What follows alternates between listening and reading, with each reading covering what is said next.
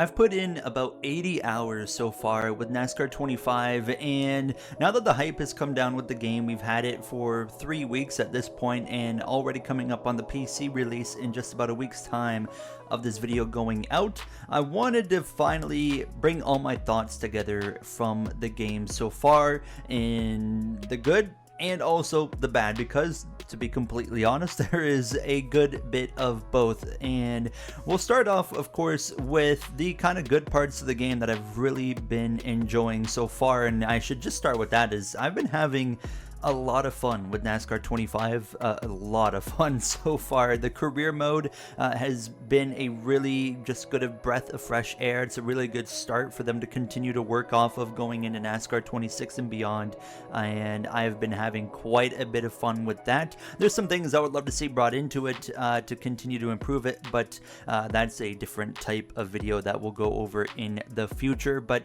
right off the bat, just yeah, the game, it feels fun, and I mean, obviously we had pretty low expectations after NASCAR 21 Ignition. We wanted a game that worked. We at least got that part down. But parts of the game that I've really been enjoying outside of just the features with the career mode is, first of all, the handling. The actual driving of the cars is a lot of fun.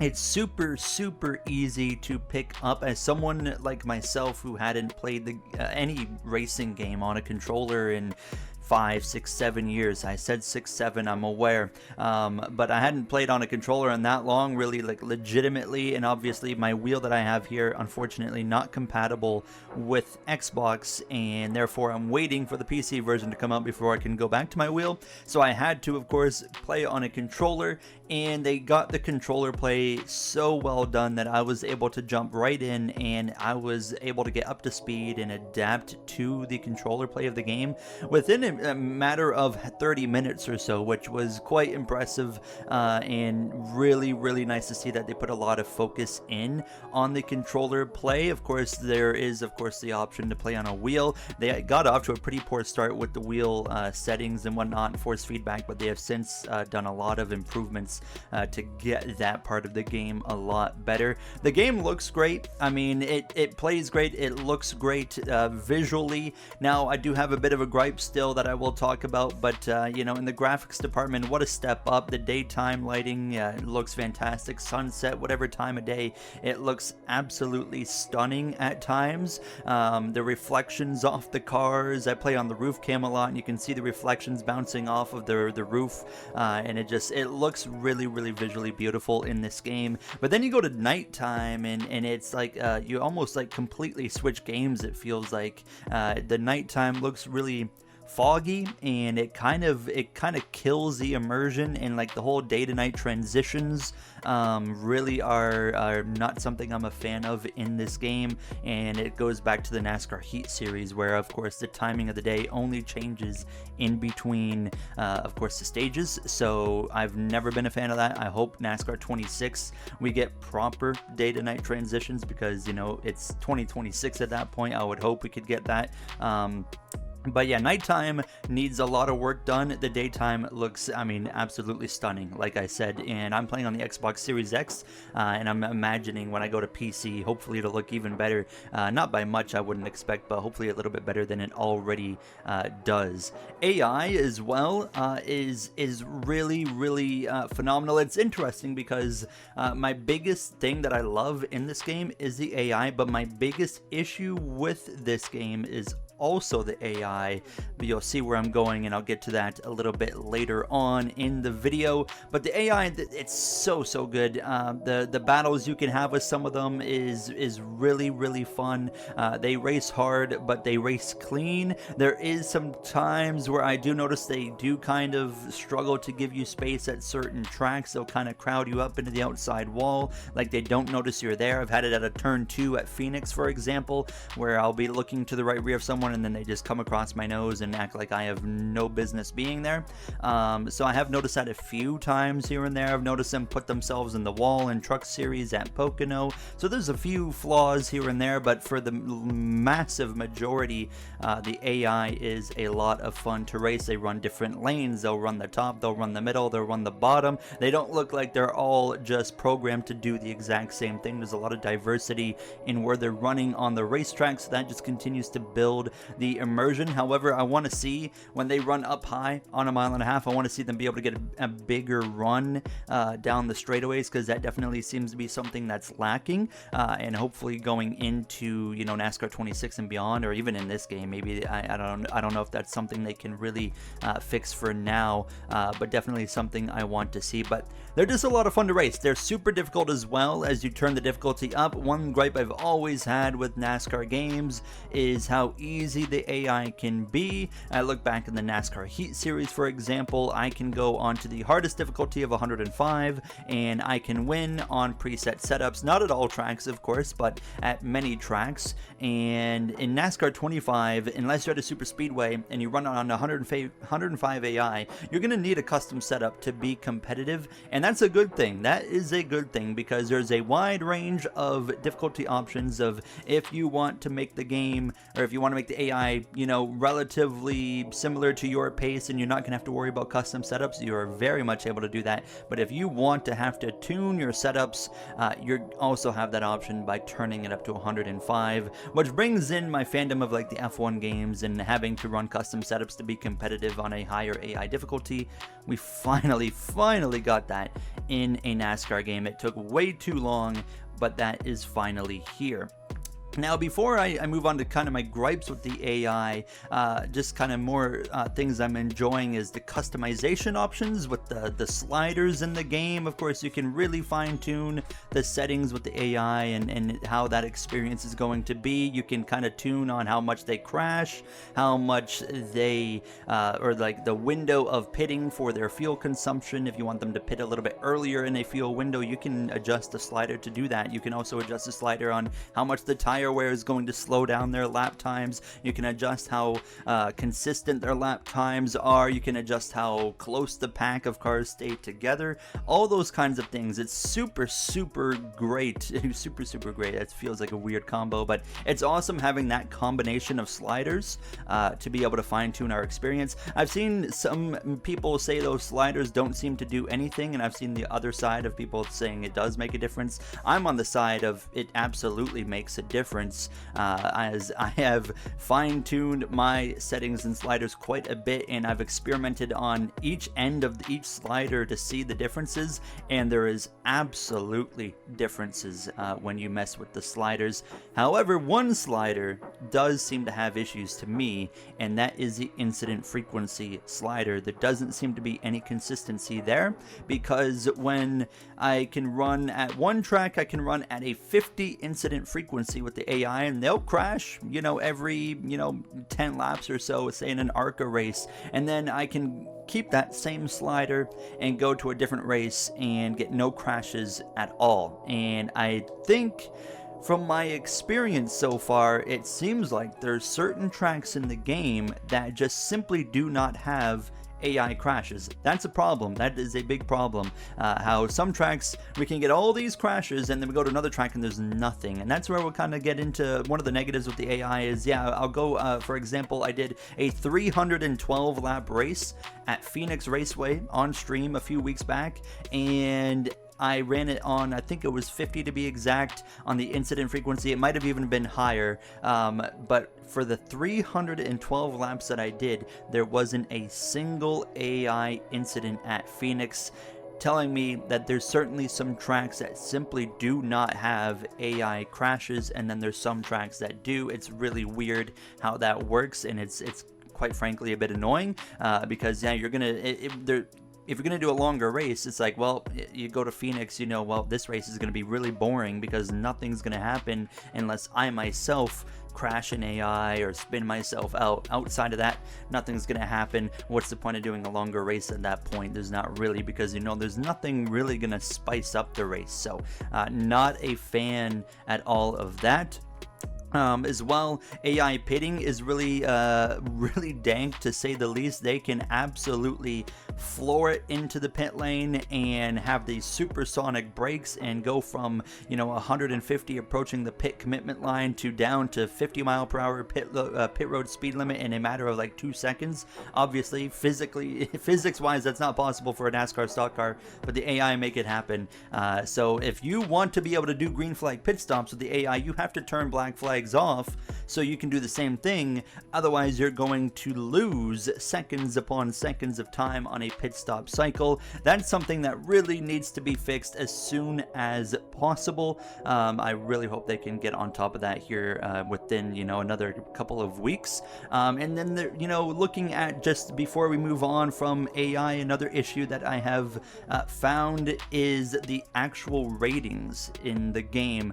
The way they did it was really cool. Racing Insights, so they basically took the running positions from Racing Insights and factored all that in, and basically used all of Racing Insights to create the ratings. It wasn't like the developers handpicked where the drivers' ratings were going to be for this game. No, they took it from facts and Racing Insights, which that part is really, really cool. The negative is there's no range. It doesn't feel like any driver has a range. No, they got a rating for each track type. So when you go to that track type, say, for example, Kyle Larson has a 97 speedway rating. I don't actually know what his rating is, but just for an example, he is going to run to that exact 97 rating every time he goes to that track type. There's no range. So therefore, when you go to any type of racetrack, you already know where each AI car is basically going to run. Now, you can change it up a little bit with the sliders in the game, with the consistency options.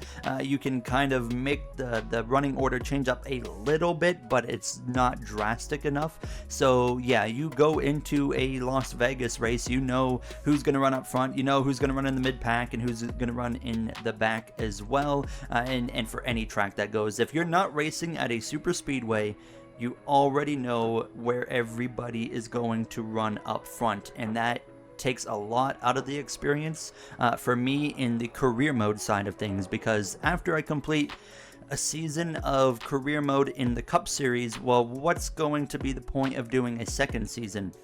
Because I already know we're going to come back to every track and it's going to be the same 2 or 3, 4 guys that are running up front for the wins. Once again, nothing's going to change. There's no drivers that have an off day. There's no drivers that have a good day that sometimes run mid-pack. There needs to be a range. So if you got like a 97 rating, okay, that guy needs to also have the ability to run, at like an 85 for that race as well. Stuff like that. If a guy has an 85 rating, he needs to have the ability to run at only a 75, but he can also have the ability to maybe run a little bit higher than that 85, like into the 90s as well, because there's moments where sometimes in real life a midfield team, Austin Dillon for example, shows up to Richmond and they just shock everybody. And you can't have that in this game. That's really frustrating. The NASCAR Heat Series did it really well, where, yeah, there was a lot of diversity, where, yeah, the best rated driver, I mean, I see it in my career mode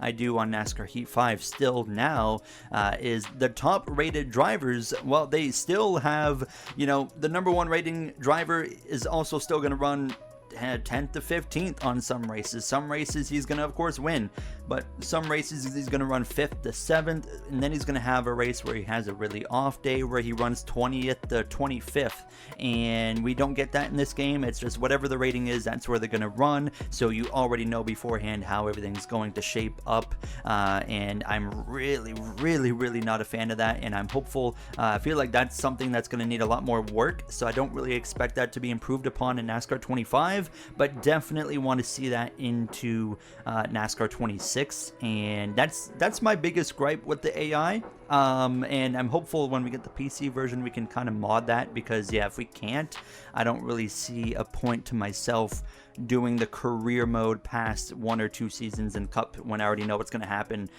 going into the season, basically, of who's going to be running up front, winning the races, and fighting for the championship. So a little bit annoying, but I mean, outside of that, I mean, the AI experience and the actual racing itself has been super, super strong. And I mean, back to the driving as well, what I've I've really enjoyed about the driving is I can put the car, you know, on any track or sorry, not any track, any groove I want at some tracks. You know, at a mile and a half, I can run the bottom, I can run the middle, I can run the top, and I can find speed anywhere. But it works for other tracks as well. Bristol, I can run the top, middle, bottom. Rockingham, I can run wherever I want. Iowa, New Hampshire, those types of tracks. Phoenix as well. Like, I can put my car wherever I want it, and I can find a way to make speed. That's something I haven't really been able to do in a NASCAR game before. It's kind of like, here's the fastest lane, this is the lane you need to be in if you want to go forward. But no, now I can kind of go wherever I want and find a way to make speed. Even in multiplayer, I've been able to do that, which is really phenomenal,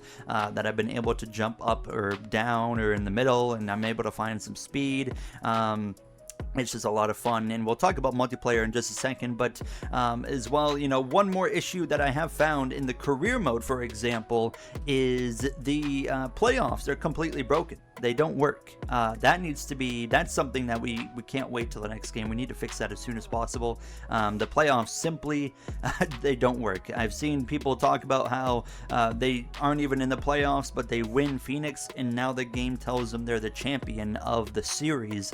That's a problem. Obviously, the other problem being that you can have part-time drivers in the playoffs. In my truck series, in my career mode, I had Kyle Busch, Kyle Larson, Bailey Curry as well, all make the playoffs because they won a race in the regular season. Now, when they did make the playoffs, they actually ran all the races until they were eliminated. So that was at least nice that, okay, they at least ran the races they were in for the playoffs, but they shouldn't be in the playoffs to begin with. And yeah, I mean, it's just, you know, the authenticity, right? It's inaccurate, and we need that to be fixed as soon as possible.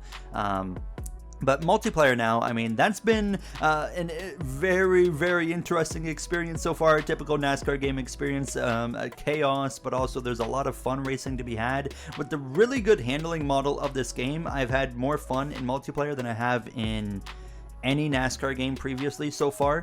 When you have some clean races, it is awesome because you got some guys that are ripping the wall, which I typically do. You got some guys that are on the bottom. We're both making time, and once again, both lanes are working.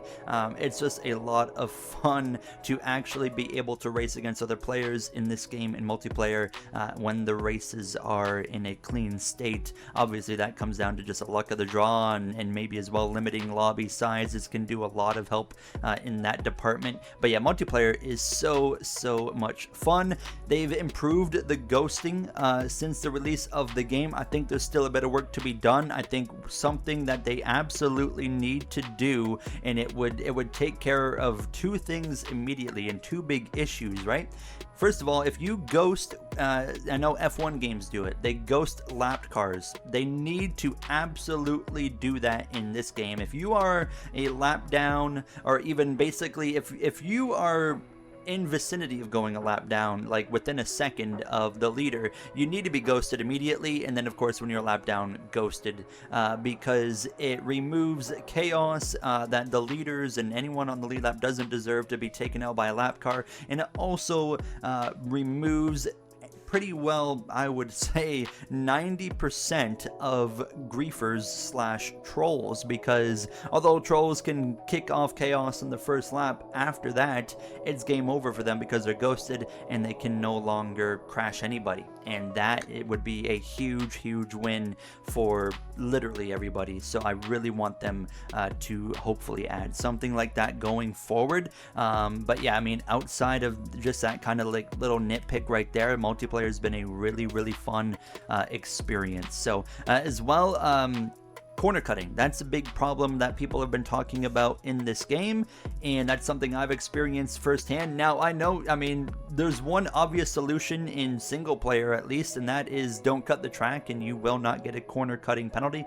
Found that out in career mode where, yeah, if I just stay on the track, I'm going to be fine.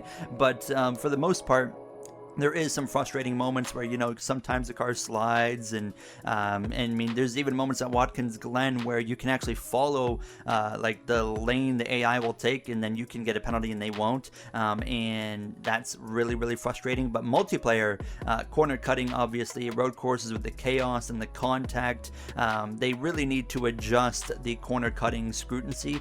Mainly, I don't think they need to remove corner cutting, like corner cutting as a thing. I think the result needs to be different, because when you cut a corner, your car stops and you lose several seconds. Now they need to do something like iRacing, where, okay, you cut the corner, now you have a certain amount of time to give up a specific amount of time, or you'll get a time penalty or something, or a black flag, whatever it is. I think they should give you a time penalty if you don't give up a certain amount of time. Personally, that's how I would do it. I think that would be a really good solution. And obviously, if you maybe get a corner cut, even still ghost that car while he's trying to give up the time so he's not in the way of people, would be really beneficial as well. But yeah, I mean, those are kind of my nitpicks on the game, but I mean, obviously we talked about all the fun things as well. The actual gameplay itself is such a awesome foundation, and I am really, for the first time in a long time, really looking forward to the future of NASCAR gaming, because yeah, we got these problems, and I'm hopeful they will fix them. They have to absolutely get down to fixing some of them, like, as soon as possible. I feel like I've probably missed something. You guys can let me know down below in the comments section, but I feel like I've covered everything from my experience so far, and what's great about the game, what's not great about the game. But to kind of summarize my thoughts, the career mode I think has been really the standout of this game. It's a lot of fun with the Dale Jr. download stuff and the turning points that he brings into the game.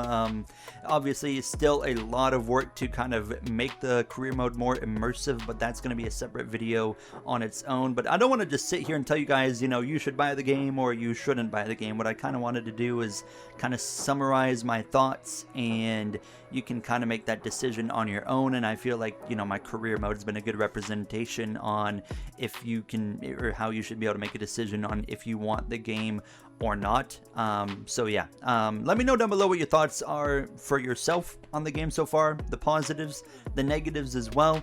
And yeah, that's gonna do it for me. I've been having a blast with the game, and yeah, I mean, still, obviously I have my concerns that I mentioned already previously in this video, and I'm looking forward though to kind of seeing where we end up. And one final shout out to the dev team, because they have been updating the game like crazy, and that's been a massive win for all of us, because they have been putting out stuff like quicker than we see like AAA titles do. So big shout out to the Monster Games, or iRacing Studios development team, on what they've been doing since the game's come out. But yeah, that's gonna do it for me. I'll see you guys in the next one. Thank you for watching. Have a great day.